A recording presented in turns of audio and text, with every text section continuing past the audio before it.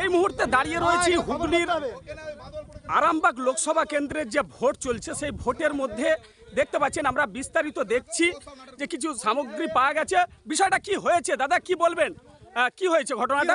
মানে আমি দেখছি গাড়িতে এখানে খবর পাচ্ছি যে অনেকক্ষণ ধরে এখানে তাড়ি মদ নিয়ে এসে সব ঘোরাঘুরি করছে। আচ্ছা, ঠিক আছে, এরা যেটা বোঝা যাচ্ছে বিজেপির লোকেরা।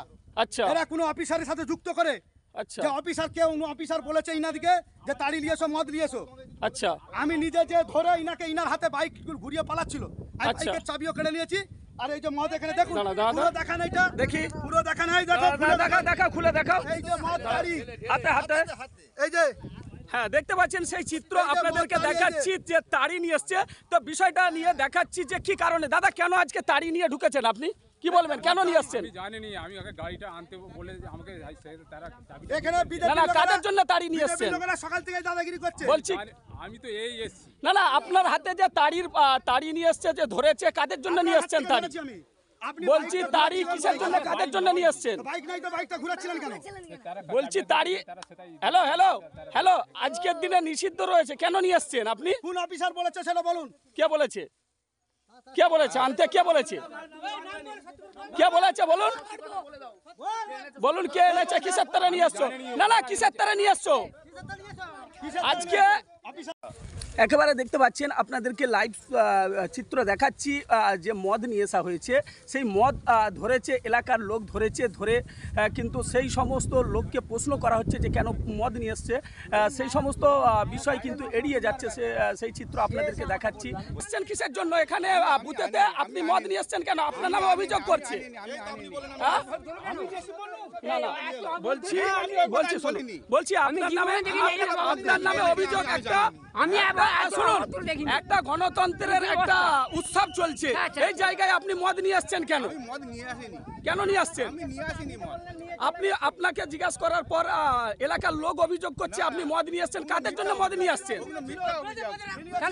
মানে আপনি কাদের জন্য? এই যে গাড়ি দেখতে পাচ্ছেন, এই গাড়ি করে মদ নিয়ে আসা হয়েছে। তো মদটা নিয়ে আসা হয়েছে, তাদেরকে ধরা হয়েছে। দেখতে পাচ্ছেন যে এই গাড়ি করে মদ নিয়ে আসা হয়েছে। গাড়ির নাম্বার প্লেট আপনাদেরকে দেখাচ্ছি। এই যে এই গাড়ি করে মদ নিয়ে আসা হচ্ছে, মদ ধরেছে এলাকার লোক।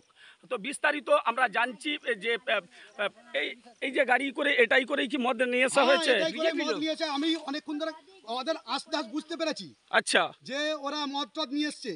হ্যাঁ, অনেকক্ষণ ধরে বুঝতে পেরে আমি তন্ন করে খুঁজছি, স্কুলে যেখানে ভোট হচ্ছে তার আশেপাশে চতুর্দিকে খুঁজছি। আচ্ছা, তারপর খুঁজতে দেখি এখানে একদম ব্যাগে ঝুলানো আছে। আচ্ছা, আমি আরো বাইক আছে রাখা, তাতেও সব ব্যাগগুলো। কি বললে, কিসের জন্য মদটা নিয়ে এসেছিল? বলছে এখানে অফিসার আনতে বলেছে। আচ্ছা, এখানে সম্ভবত যে বাংলা ভাষা কথা বলছে, যে অফিসারটা বিএসএফ আছে। হ্যাঁ হ্যাঁ, নদীয়াতে বাড়ি সম্ভবত। ওনার নামটা ঠিক বলতে পারছি না। বলো নামটা উনার জানতে পারছি না।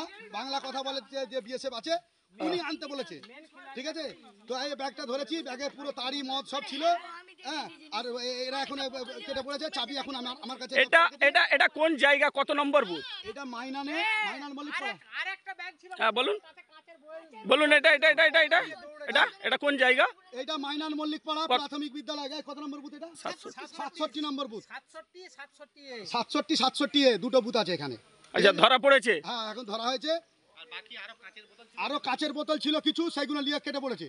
আচ্ছা, ঠিক আছে, আগেই সরিয়ে দিয়েছে। আমাদের আস্তে থেকে যে আমরা খুঁজছি, ওরা আগেই কাচের বোতল